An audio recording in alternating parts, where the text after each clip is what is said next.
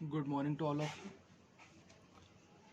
Last video explanation में हम लोगों का चैप्टर चल रहा था aldehyde, ketone and carboxylic acid, जिसमें हमने एल्डिहाइड और कीटोन की केमिकल प्रॉपर्टीज स्टार्ट करी थी और दो मेन केमिकल प्रॉपर्टीज, पहली एडिशन रिएक्शन यानी कि योग अभिक्रियाएं और दूसरी सब्स्टिट्यूशन रिएक्शंस, इट मीन्स विस्थापन अभिक्रियाएं। ये पार्ट हमने कंप्लीट कर लिया था।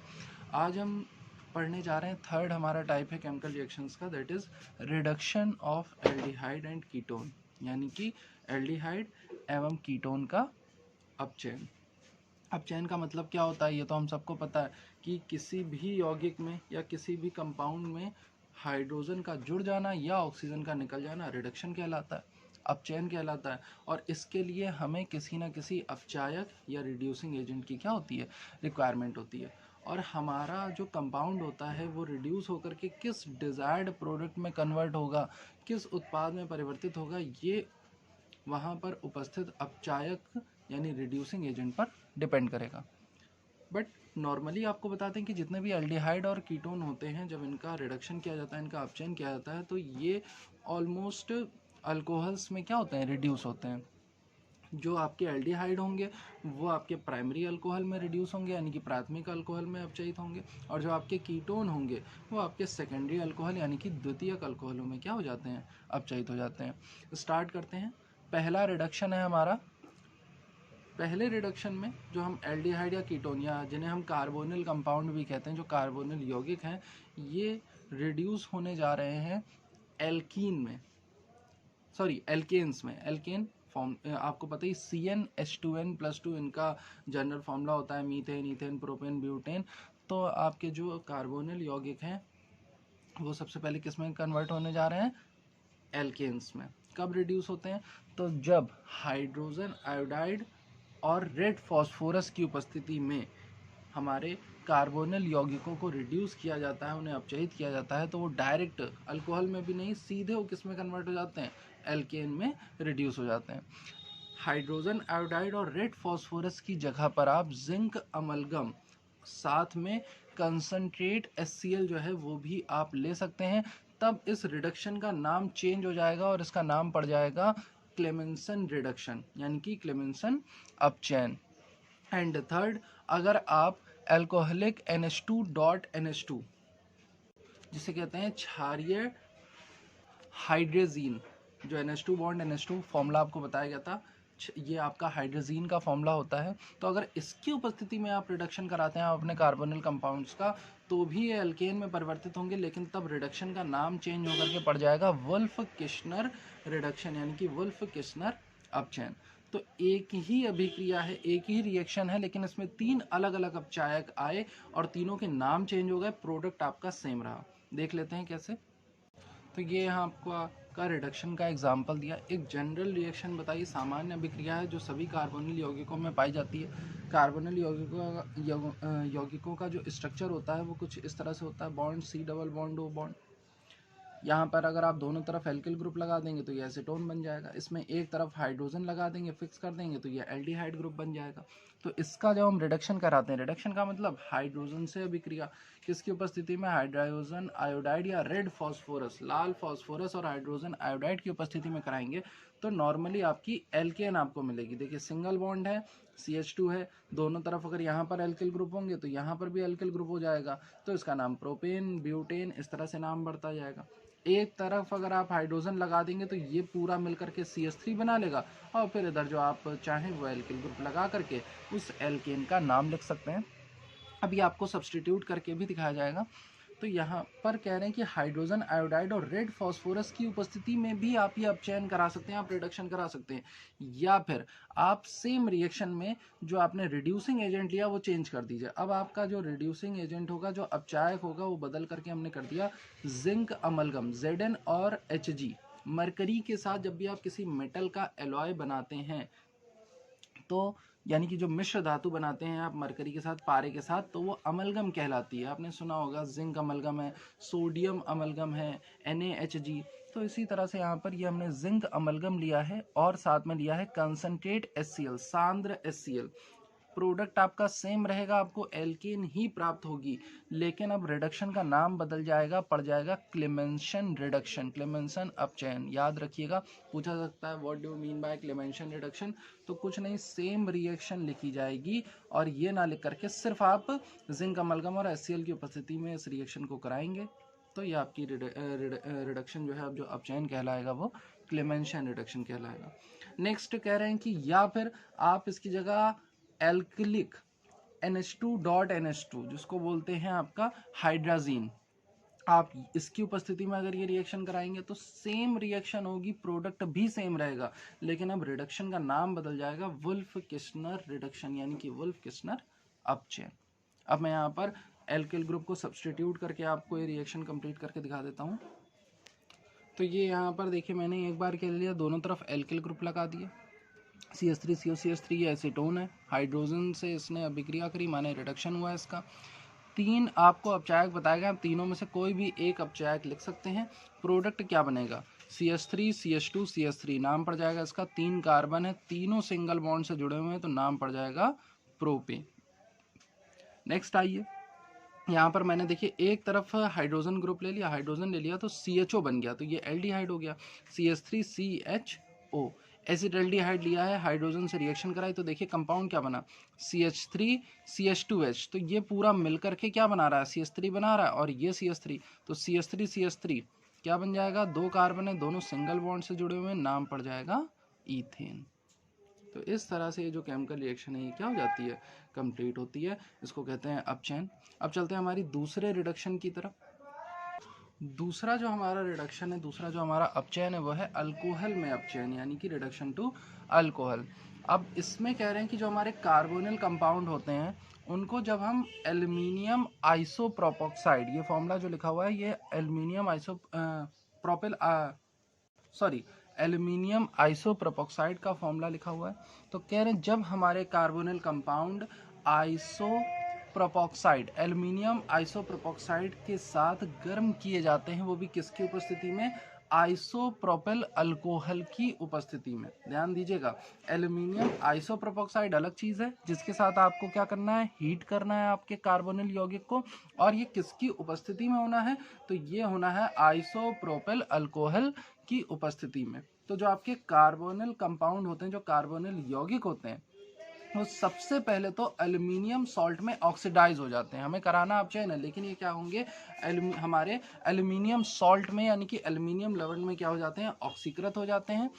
और फिर इसके बाद जब इनका जल अपघटन कराया जाता है, इनकी जब हाइड्रोलिसिस कराई जाती है, तो ये हमें क्या देते हैं, हमारे डिजायर्ड अल्कोहल जो है वो हमें दे देते हैं। इस रिएक्शन को, रिडक्शन के अलावा ये एक नेम्ड रिएक्शन है, MPV रिएक्शन कहा जाता है। MPV जो है वो शॉर्ट फॉर्म है मेरविन पॉन्ड्रॉफ वर्ले रिडक्शन का। ध्यान से सुनिए, मेरविन पेंडॉर्फ वर्ले अपचयन, जिसको शॉर्ट में कहते हैं MPV अपचयन। फिर से समझ लीजिए क्या होता है, जो कार्बोनिल कंपाउंड्स होते हैं जब उन्हें एल्युमिनियम आइसोप्रोपोक्साइड के साथ गर्म किया जाता है, किसकी उपस्थिति में, आइसोप्रोपिल अल्कोहल की उपस्थिति में, तो कार्बोनिल कंपाउंड जो हैं वो ऑक्सीडाइज हो जाते हैं एल्युमिनियम सॉल्ट में, यानी कि कार्बोनिल यौगिक जो होते हैं वो एल्युमिनियम लवण में ऑक्सीकृत हो जाते हैं, और फिर वे हाइड्रोलिसिस के बाद, जल अपघटन के बाद क्या देते हैं, जल अपघटन के बाद हमें हमारा अल्कोहल दे देते हैं। रिएक्शन में यहाँ पर लिख करके दिखाता हूँ आपको।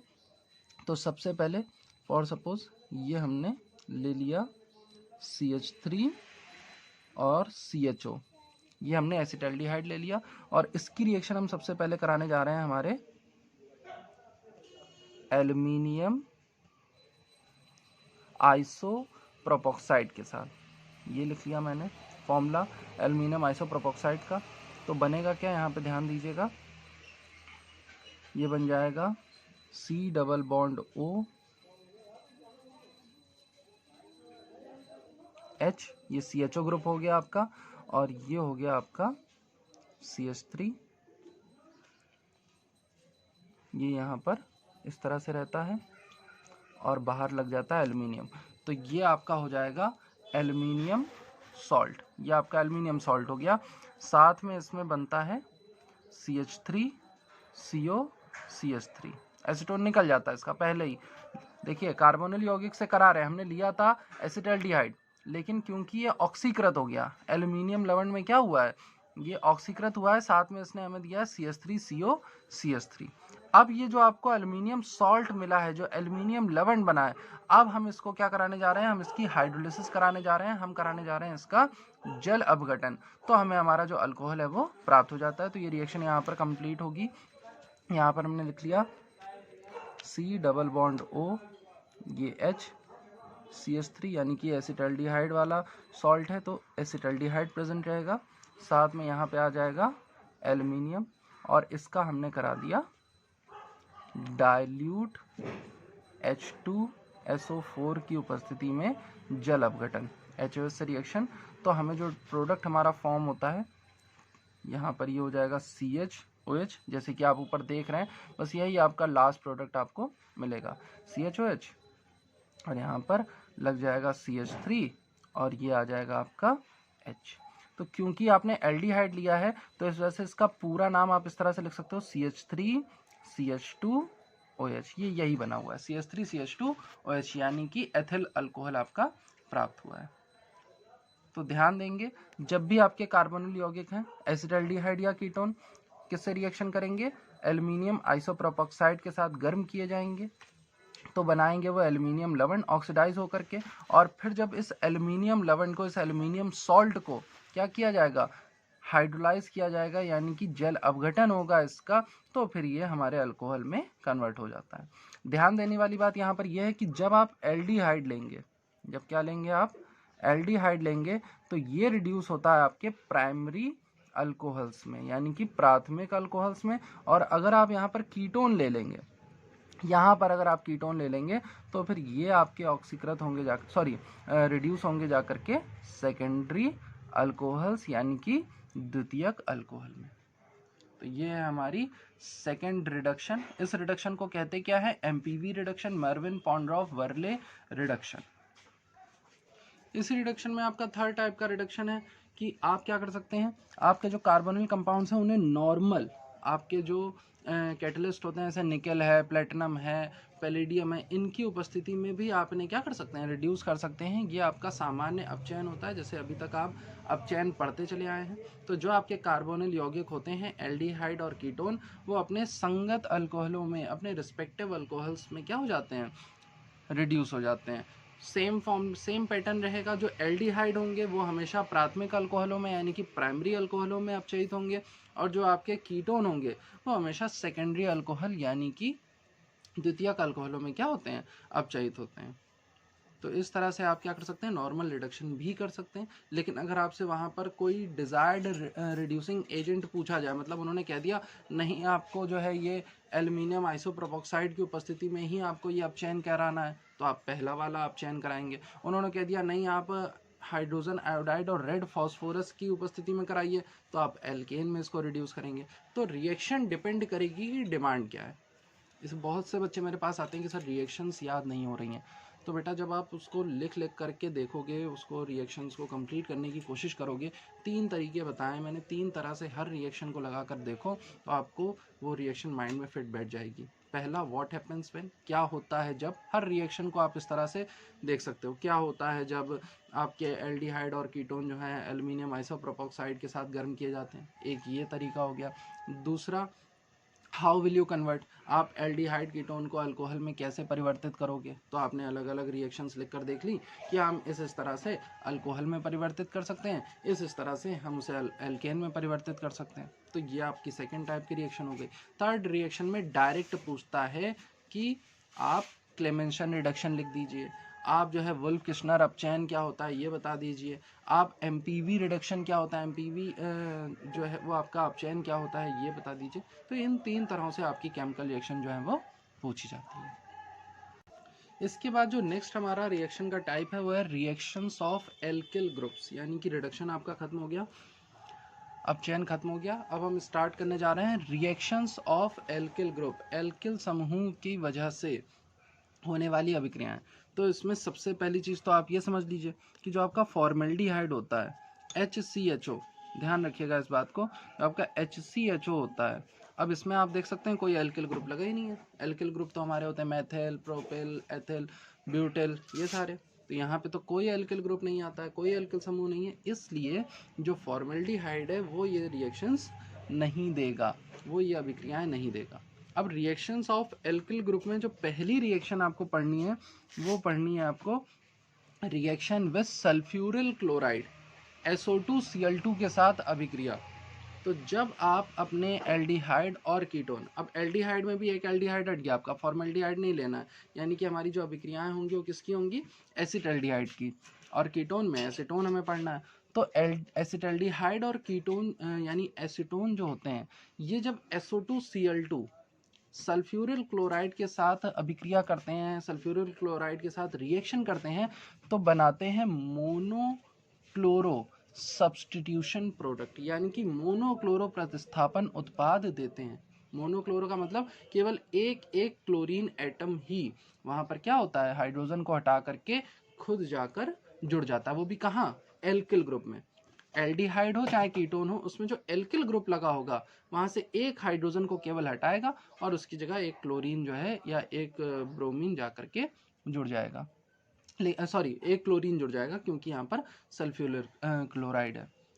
ये मोनोक्लोरो वर्ड क्यों यहाँ पर आपको स्पेसिफाई किया जा रहा है, ध्यान दीजिए, क्योंकि आपने एल्केन्स का क्लोरीनेशन पढ़ा था। वहाँ पर क्या होता था कि CH4 में जितने हाइड्रोजन होते थे, एक एक करके हाइड्रोजन हटते जाते थे और उनकी जगह एक एक एल्केन जो है, एक एक क्लोरीन ग्रुप जो है उसकी जगह जुड़ता जाता था। लेकिन यहाँ पर क्योंकि हमारे एल्केन नहीं है, हमारे एल्डिहाइड और कीटोन है, इस वजह से उनमें जो एल्किल ग्रुप जुड़ा हुआ है, जो एल्किल समूह जुड़ा हुआ है, वहां से केवल और केवल एक क्लोरीन एटम ही जाकर क्या हो सकता है, सब्स्टिट्यूट हो सकता है। अब रिएक्शन देख लेते हैं क्या होती है। तो यहाँ पर हमने अपना कंपाउंड ले लिया, फॉर एग्जांपल CH3CHO डायरेक्ट लेते हैं, CH3CHO रिएक्शन कराई, SO रिएक्शन कराई यहाँ पर SO2Cl2 के साथ, और ये जो हमारा प्रोडक्ट बनेगा, तो सबसे पहला प्रोडक्ट बनता है SO2 गैस निकल जाती है, प्लस इसमें प्रोडक्ट बनता है, जो क्लोरीन है वो हाइड्रोजन को लेकर के निकल जाएगा, HCl बनेगा। अब ये क्लोरीन जो है ये लेगा कहाँ से हाइड्रोजन को, ये लेगा यहाँ से एल्किल ग्रुप से।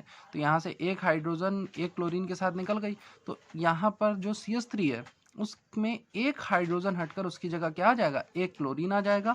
तो कंपाउंड क्या बना, तो बना कंपाउंड CH2Cl CHO। कुछ इसमें याद ही नहीं करना पड़ा, देखिए आपने करा ही क्या, कुछ नहीं, CH3 में जो H था उसको हटाकर उसकी जगह क्लोरीन लगा दिया, तो कंपाउंड बन गया CH2Cl CHO। तो ये था एसिटल्डिहाइड के साथ रिएक्शन। सेम रिएक्शन हम करा देंगे एसीटोन के साथ। अब हमने ले लिया यहाँ पर CH3CO CH3, ये एसीटोन है, इसकी रिएक्शन हम करा रहे हैं SO2Cl2 सल्फ्यूरिल क्लोराइड के साथ। तो दो प्रोडक्ट तो पहले ही बन जाएंगे, एक तो SO2 गैस है, ये निकल जाएगी, ठीक है। फिर यहाँ से एक क्लोरीन हटा और एक हाइड्रोजन को ले गया अपने साथ, तो बन गया साथ में HCl बन गया।